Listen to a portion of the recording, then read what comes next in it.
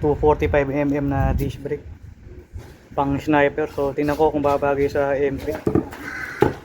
Ang gamit kong bracket pang sporty na pang 260. Mukhang bumagay naman.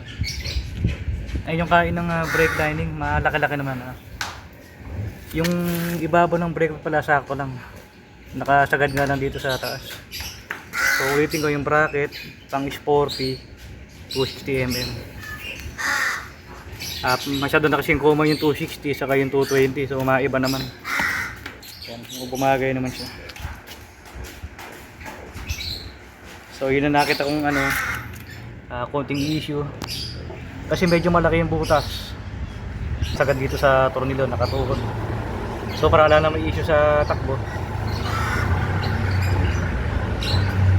ito na may itsura ng likod.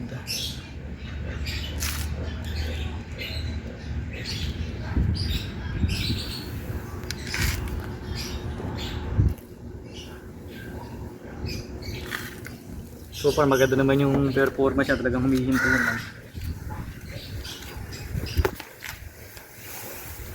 Marami pang ibang klase na 245 sa Shopee. Yung meron pa yung Mutakin na floater type, mas maganda siya.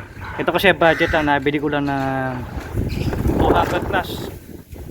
Saka ito sa 150 lang. Saka voucher lang, kaya nakuha ko lang ng baba. Halos 400 pesos lang, dalawa na yan. So saka na napapalitan ng mga natin, mga tornilyo. Sa ngayon kulang pa yung budget para gumatat yun.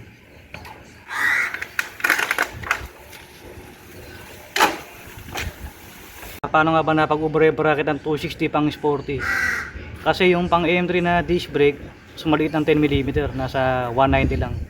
Yung sporty, nasa 200. Kaya yung 260 na pang sporty, pag sa M3 nilagay yan, pang 250mm. Tapos yung gamit kong disc brake, 245. Kaya yung lining, sagad dito siya ibabaw. Pero yung umihinto naman siya. Medyo pa ito na may lining ng M3. Yan, stock ng M3 rin siya. Silipin natin pang sporty. Ito na pang sporty. Malaki yung gap dito. 200mm to.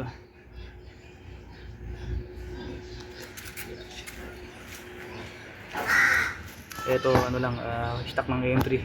Mapapansin dikit yung tornilyo dito sa may outer tube, ayan, sagad dyan sa may kanto. Ayan. Dito tulad sa sporty, halos nakatras ng halos agad daliri.